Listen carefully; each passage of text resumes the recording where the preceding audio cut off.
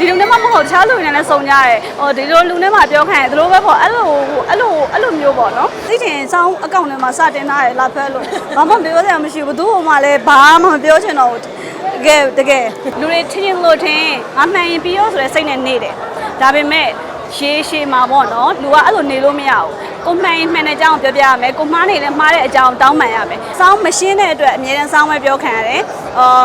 ်မိတ်ဆွေတငယ်ချင်းကတော့စောင်းတို့အမားတို့နဲ့ဆိုရင်လည်းမိတ်ဆွေတငယ်ချင်းလို့စောင်းကအရန်ခင်တတ်တဲ့အရန်ချစ်တတ်တဲ့သူဖြစ်တဲ့အတွက်လူရောမလဲဆိုတော့နည်းနည်းလေးတော့တတ်တယ်ပေါ့နော်လူရာထက်လည်းပို့ပြီးတော့ခက်မင်းနေရှိကြရပေါ့အဲ့တော့ဒါကိုရှင်းပြမယ်အချိန်ရောက်လာလို့ရှင်းပြလိုက်တယ်လို့ပဲပြောတော့အိမ်အောင်ပြုပြင်မယ်ဆိုရင်တော့နောက်ကျောလုံးအိမ်ရမယ်အမျိုးသားတွေတွေ့အမျိုးသားကိုတွေ့ရင်တော့ပြုပြင်မှာညနေစိတ်ပူနေရမယ်အမျိုးသားမဟုတ်ဘဲနဲ့လေကိုအမြဲတမ်းယုံကြည်စိတ်ချနေရမယ်ကိုမရှိအောင်မှာကိုနောက်မှာမဖောက်ပြန်အောင်ကိုရဲ့ကွယ်ရမှာယုံကြည်နေရမယ်ယောက်ျားမျိုးတွေ့လာရင်တော့ပြုမှာပေါ့စောင်းနှစ်ကားပါပါတယ်ဟုတ်ရွှေပါဇက်ရဲ့တခါခေါ်ရန်ဂျီဆိုတဲ့ဇလန်တွဲလေးရဲ့ပါဟုတ်တခါခေါ်ရန်ဂျီကလေစောင်းတို့ဒီနေ့ဆိုရင်2နှစ်ပြည့်သွားပါတော့ memory ပြန်တက်လာတဲ့အချိန်မှာတခါခေါ်ရန်ဂျီကဒီနေ့ဆိုရင်2နှစ်ပြည့်ပေါ့ဟုတ်ဒီကားလေးကတော့စောင်းမျောလင့်နေတဲ့ကားလေးထဲမှာပေါက်ပါတယ်စောင်းတို့အများကြီးလဲစူးစမ်းထားတယ်နောက်ပြီးတော့ကျတော့တကယ်ကိုခေါ်ရန်ဂျီရဲ့အလှပလေးတွေကိုလည်းမြင်ရမှာဖြစ်တဲ့အတွက်ဒီကားလေးကိုတော့စောင်းမျောလင့်နေတယ်ပေါ့ဟုတ်နောက်ရှေ့ပါဇက်ဆိုတာလည်းဒါကောင်းမြတ်ဆန်နဲ့ပေါ့နော်သူကတော့ရိုက်ထားတာ6လတစ်နှစ်လောက်တော့ရှိပြီထင်တယ်ကြာပြီဟုတ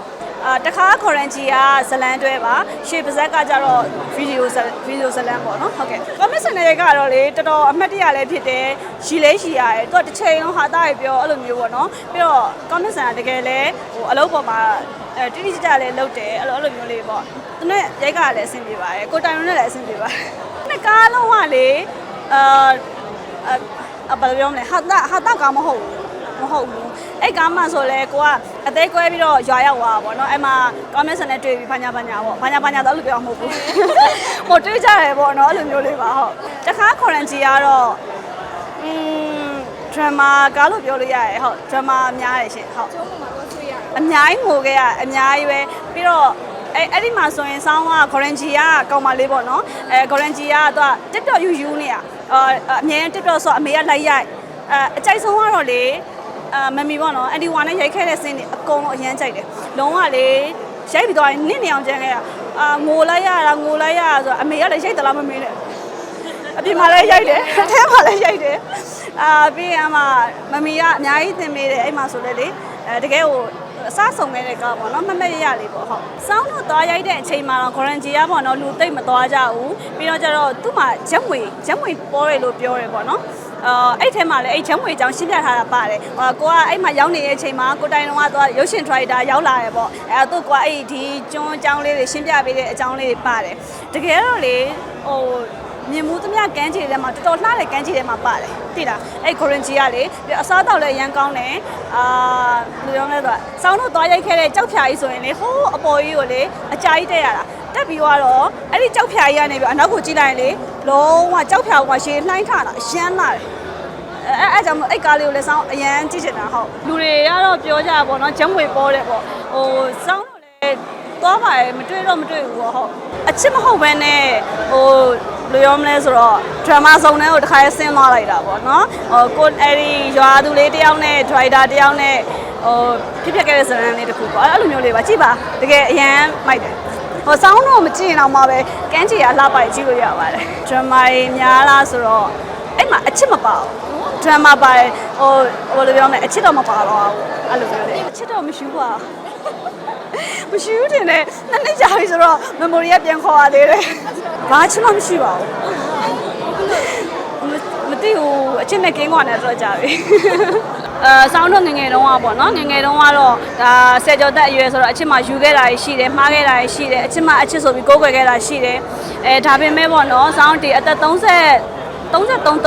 ကျော်တဲ့နောက်ပိုင်းပေါ့နော်အဲ့ဒီအချိန်မှာစောင်းရဲ့အတွေ့အဘာလဲဆိုတော့စောင်းဒီစူးစမ်းချိန်က33ဆိုရင်9နှစ်ပဲရှိတော့တယ်အသက်40မှာကိုကတခုခုတော့ဖြစ်နေရတော့မယ်လေအလုံးမှာပဲအပြင်ကအလုံးမှာပဲအောင်မြင်တာအနုပညာမှာပဲအောင်မြင်တာတခုခုတော့ဖြစ်နေရတော့မယ်အဲ့တော့စောင်းမှာစူးစမ်းချိန်က9နှစ်လောက်ပဲရှိတော့တယ်အခုဆိုရင်9နှစ်လောက်ပဲရှိတော့တယ်အဲ့တော့ အဲ့တော့ဆောင်းကဒီ40ကျော်နောက်ပိုင်းမှာမျက်နှာမငယ်ခြင်းဘူးကိုပတ်စံကိုရှာခြင်းနဲ့အဲ့ဒီအတွက်ဆောင်းရဲ့စူးစမ်းခြင်းအတွင်းမှာဆောင်းရဲ့စိတ်ထဲမှာကအလုပ်ရယ်မိဘရယ်အလှတွေရယ်ပတ်စံရယ်ပေါ့ဟုတ်အဲ့ဒါပဲပို့ပြီးတော့ရှိသွားတာပေါ့နော်အဓိကတော့စောင်းကလေအပြင်မှာဆိုရင်လှူပြစ်တယ်ပေါ့နော်လူကြီးတွေလည်းလှူပြစ်တယ်လှူပြစ်တဲ့အချိန်မှာလေသူတို့တွေတကယ်သူတို့ရဲ့နေဝင်ချိန်တွေမှာသူတို့အရန်ခက်ခဲတဲ့ချိန်တွေကိုစောင်းမြင်ခဲ့ရတယ်အဲ့တော့ကိုမိဘတွေလဲကြရင်လေကိုမိဘဆိုတော့ကြီးလာမှလေအခုချိန်မှာစောင်းတို့ပတ်စံရှာထားမှမိဘတွေကကြီးလာရင်ကောင်းကောင်းနေနိုင်ပါလေအဲ့တော့အဲ့အတွက်စောင်းကမိဘတွေအတွက်အဲ့လိုအိမ်တော်မပြေးပါလဲမိဘတွေအတွက်စောင်း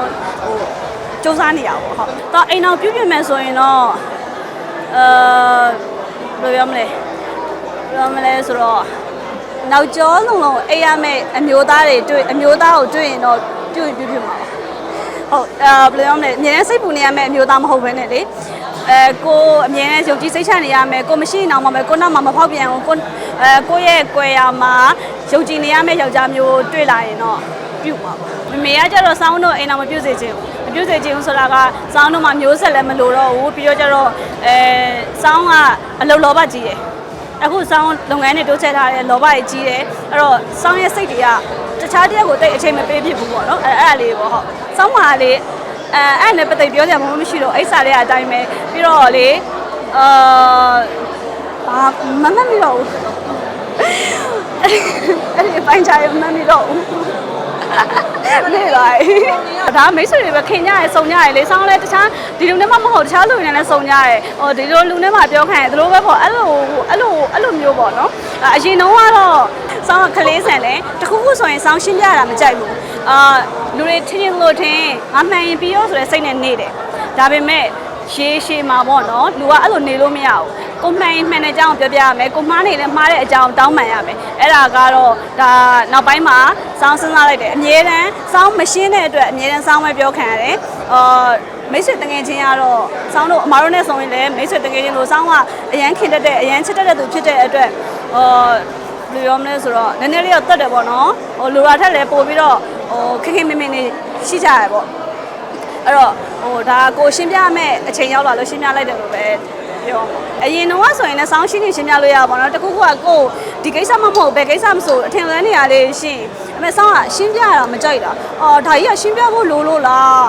ကြည့်နေရှင်းရမှာလားမရှင်းရဘူးလားအဲ့လိုမျိုးပေါ့နော်ဒီကိစ္စကိုပြောတော့မဟုတ်ဘူးနော်ကိစ္စတိုင်းမှာပေါ့နော်ဟိုကမမဆောင်ကိုထင်လေသွားပြီစောင်းကလေသွားပြောလိုက်ရင်ကောင်းမလားအဲ့ဒီတိုင်းပဲထားလိုက်ရောပြီးသွားမှာလားအဲ့လိုမျိုးလေးပဲတွေးတော့လေဒါပေမဲ့တကယ်အမှန်စောင်းတို့အခုနောက်ပိုင်းရေရှည်ပုံမှာကြတော့အဲ့လိုလုပ်လို့မရဘူးတခုခုဆိုရင်ကိုမမရင်လည်းမမတဲ့အကြောင်းရှင်းပြရမယ်ခုနပြောလို့ကိုမခဲ့တယ်ဆိုရင်လည်းကိုမဝါပါတယ်နောက်မလုပ်တော့ဘူးတောင်းပန်ပါတယ်အဲ့လိုမျိုးတောင်းပန်ရမယ်ဆိုတော့အတိပေါ့နော်အဲ့ဒါကြောင့်မလို့ဒါကတော့တောင်းမှန်တာမဟုတ်ဘူးသိတင်စောင်းအကောင့်ထဲမှာစတင်ထားရလာဖက်လို့ဘာမှပြောစရာမရှိဘူးဘသူ့ဟိုမှာလည်းဘာမှမပြောချင်တော့ဘူးတကယ် Facebook မသုံးတော့လေ Facebook မသုံးတော့ကိုလိုအဲ့လိုဒီတစ်ခုကိုလုံလိုက်တယ်လို့ပဲသတ်မှတ်လိုက်တယ်ဒါလေးကတော့လိုအပ်တယ်စောင်းမန်နေဂျာလည်းပါပါတယ်မမကြီးတို့လည်းပါပါတယ်ဒါသမီးရှင်းမောင်နော်ညီမလေးရှင်းလိုက်ညီမလေးအမြဲငိမ့်ခံမနေနဲ့ကိုမှန်လဲမှန်တာထုတ်ရှင်းလိုက်အဲ့လိုမျိုးပြောတဲ့အတွက်စောင်းတာရှင်းလိုက်တယ်ပေါ့ဒါပေမဲ့အဲ့ဒီရဲ့ feedback တွေလည်းစောင်းပြန်မကြည့်ပါဘူးဒါပေမဲ့လည်းတင်တဲ့လူတွေကစက်တင်နေရပဲစောင်းမသိပါဘူးFacebook ကလေတစ်ခါလေကြည့်တဲ့လို့နည်းနည်း energy ရောလာပြီးစိတ်ညစ်လာပြီးဆိုရင်ဖြတ်လိုက်တာပဲစောင်းချစ်တဲ့သူရောမုန်းတဲ့သူရောအားလုံးကိုစောင်းကကျေးဇူးလည်းတင်တယ်ဘာလို့တော့ချစ်ပေးတယ်မုန်းပေးတယ်ဆိုတော့သူတို့စိတ်ထဲမှာစောင်းထည့်ပေးထားတဲ့အတွက်ဒါစောင်းတကယ်ကိုလေးနက်နဲ့တကယ်ကျေးဇူးတင်တယ်ဥပိ္ပခာပြူတာကိုစောင်းမကြိုက်ဘူးဥပိ္ပခာပြလိုက်ပြီဆိုရင်မသိတော့လေနော်အဲ့တော့ကိုချစ်လို့ blame ချစ်လို့ပြောတာမုံလို့ blame တာဆိုတာသူတို့စိတ်ထဲမှာကိုထားပေးတာဖြစ်တဲ့အတွက်စောင်းအများကြီးကျေးဇူးတင်ပါတယ်ဟုတ်အဲ့ဒီလူတွေအတွက်စောင်းပို့ပြီးစူးစမ်းပါမယ်